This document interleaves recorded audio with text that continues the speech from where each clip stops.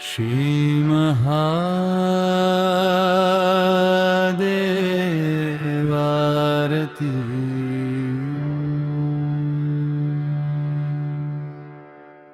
ॐ नमः शिवाय। जय देव देव महादेव त्रिलोचन शंकर शंभो। गंगाधर नीलकंठ उमापते भक्तवत्सल प्रभो। कैलास शिखर निवासिं चंद्रशेखर कृपानिधे। भवभयहारिन् विश्वनाथ नमामि त्वं पुनः पुनः। त्रिशूलधारिं डमरुनाद प्रियनागहार विभूषित। भस्मांगरागधारिन् करुणासागर शरणागत वत्सल।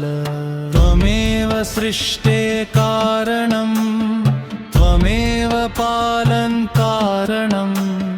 त्वमेव संहारकर्ता त्वमेव मोक्षप्रदायकः।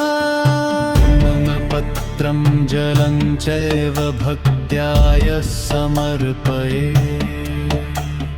तस्य सर्वाणि पापानि दहसि त्वं कृपानिधे। हर हर महादेव इति नामस्मरणमात्रेण सर्वदुःखक्षयो भवति सर्वसौख्यं प्रजायते। नन्दीश्वर पुरतः तिष्ठति गणनाथाश्च सेवकाः। देवा ऋषयः सिद्धाश्च सर्वे त्वं प्रणम्यन्ति। भक्तानां मनोकामना त्वया सदैव पूर्यन्ते। अनाथनाथ दीनबन्धो कृपां कुरु मयि प्रभो।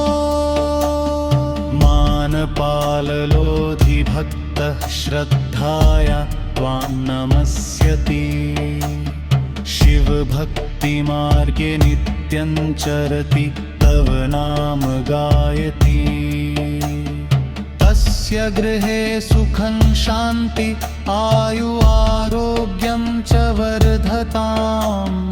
कुलस्य सर्वेषां मङ्गलं भवतु शिवकृपया सदा।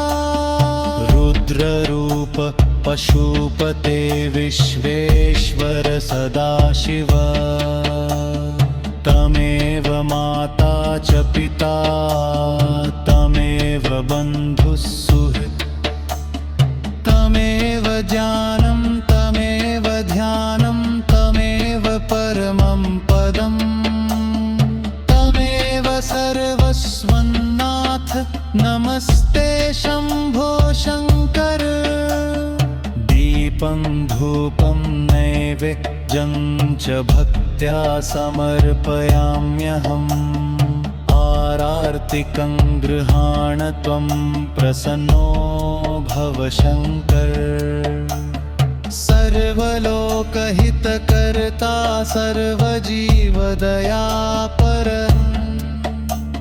भक्तजनानां रक्षार्थं सदा हृदि निवस प्रभो। ॐ नमः शिवाय। हर हर महादेव। शिव शान्तिं ददातु शिव सर्वान् रक्षतु।